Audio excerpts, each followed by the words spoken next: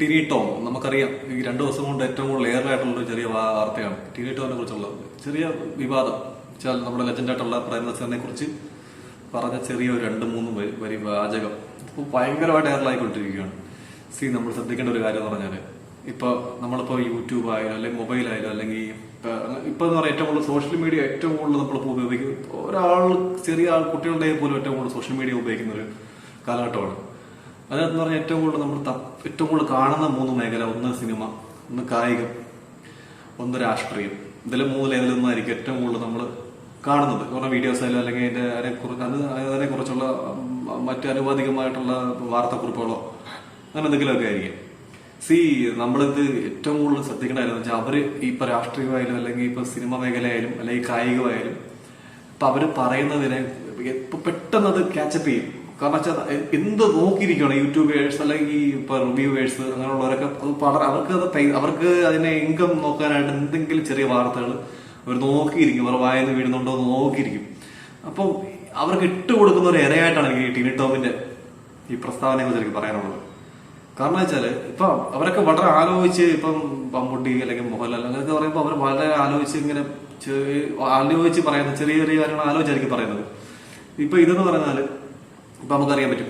ഇപ്പൊ ഈ വിഷയം ഇതെന്ന് പറയുന്നത് ഇതങ്ങനെ പറയേണ്ട ഒരു ആവശ്യം പോലും ആ സമയത്തില്ല. കാരണം വെച്ചാൽ അയാൾക്ക് തന്നെ അറിയാൻ പറ്റും ഇതിപ്പം ഈ കാലഘട്ടം ഏതാന്നുള്ളത്.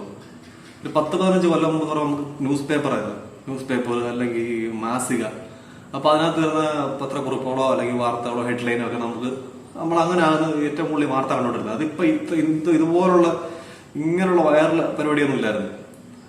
ഇപ്പൊ എന്ന് പറഞ്ഞാൽ വിത്തിൻ സെക്കൻഡിനുള്ളിൽ നമുക്ക് മൊബൈൽ കയറിക്കുക, പെട്ടെന്ന് നമുക്ക് അറിയാൻ പറ്റും. ഒരു മണിക്കൂറുകൊണ്ട് അത് ലോകത്ത് മൊത്തം എത്തുകയും ചെയ്യും, വൈറലാകുകയും ചെയ്യും. അപ്പൊ അങ്ങനൊരു കാലഘട്ടത്തിൽ ഏറ്റവും കൂടുതൽ നമ്മൾ ഈ മൂന്ന് മേഖലയുള്ളവർ, ഇപ്പൊ കായികമായാലും രാഷ്ട്രീയമായാലും അല്ലെങ്കിൽ സിനിമ മേഖലയായാലും, അപ്പൊ അവരുടെ എന്ന് പറഞ്ഞാൽ വളരെ സൂക്ഷിച്ച് വാക്കുകൾ ഉപയോഗിക്കേണ്ട ഒരു കാലഘട്ടമാണ്. അവരുടെ വായി നോക്കിയിരിക്കും എന്തെങ്കിലും കിട്ടാനായിട്ട്. അപ്പൊ ആ ഒരു കാലഘട്ടത്തില് ഇപ്പൊ ഇങ്ങനെയുള്ള പ്രസ്താവന അത് ഒരിക്കലും ശരിയുമല്ല. ഈ പറയുന്നത് എന്ന് പറഞ്ഞാൽ 100 പ്രാവശ്യം ആലോചിക്കേണ്ട കാര്യം. പ്രേംനസീറിനെ പോലുള്ള സാറിനെ പോലുള്ള ലെജൻഡ് ആയിട്ടുള്ള ഒരു ആക്ടർ, കാരണം 700 സിനിമകളിൽ നായകനായിട്ട് തന്നെ പുള്ളി അഭിനയിച്ചിട്ടുണ്ട്. All record. ആ റെക്കോർഡുള്ള ഒരു വ്യക്തിയെ കുറിച്ച് ഇങ്ങനെ പറയേണ്ട ഒരു ആവശ്യം തോന്നുന്നില്ല. അത് വളരെ മോശമായി പോയി. കാരണം വെച്ചാല് ടിനി ടോമും ആ ഒരു മേഖല പ്രവർത്തിക്കുന്ന ഒരാളാണ്.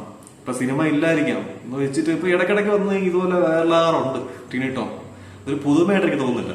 ഇടയ്ക്കിടയ്ക്ക് ഇതുപോലെ വന്നിട്ട് എന്തെങ്കിലും പറയും, വിഷയങ്ങളുണ്ടാകും. ഇപ്പൊ സുരേഷ് ഗോപി ചെറിയ വിഷയം, അതിന് മുമ്പ് എനിക്ക് സിന്തറ്റിക് ലഹരിയെ കുറിച്ചൊരു പല്ല് പോകുന്നൊരു വിഷയം ഉണ്ടായിരുന്നു. അതൊക്കെ ഇങ്ങനെ ഇടയ്ക്കിടയ്ക്ക് വരും. ലൈവ് ലൈറ്റ് നിൽക്കും, ഒരു 10 ദിവസം നിൽക്കും, പിന്നെ പുള്ളി കാണത്തില്ല.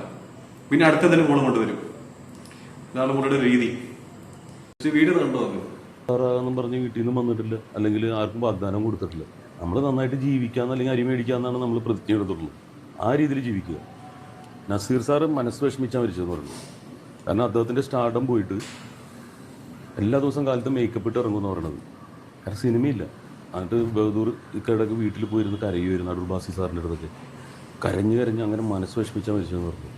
രാജേഷ് ഖന്ന എന്ന് പറഞ്ഞ ആൾക്ക് 5 വർഷം കണ്ടിന്യൂസ് ഹിറ്റുകൾ മാത്രമേ ഉണ്ടായിട്ടുള്ള ഒരേ ഒരു സൂപ്പർ സ്റ്റാറാണ് സുന്ദരൻ.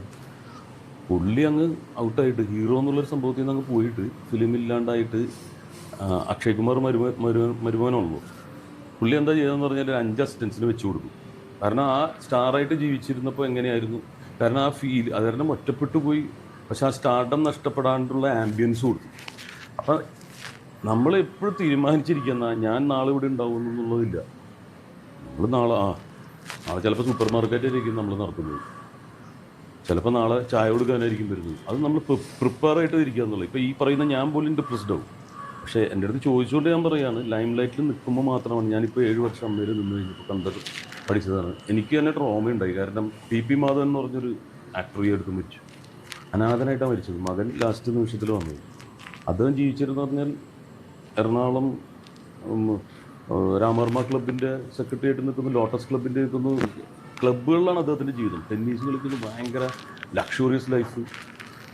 ലാസ്റ്റ് ഒറ്റപ്പെട്ട് കഴിഞ്ഞപ്പോൾ അനാഥനായിട്ട് ഒരു അനാഥാലയത്തിൽ അവർ നന്നായിട്ട് ട്രീറ്റ് ചെയ്തു. പത്തനംതിട്ടയിൽ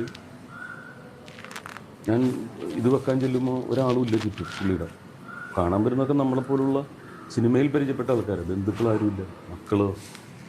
അപ്പം നമ്മൾ നല്ല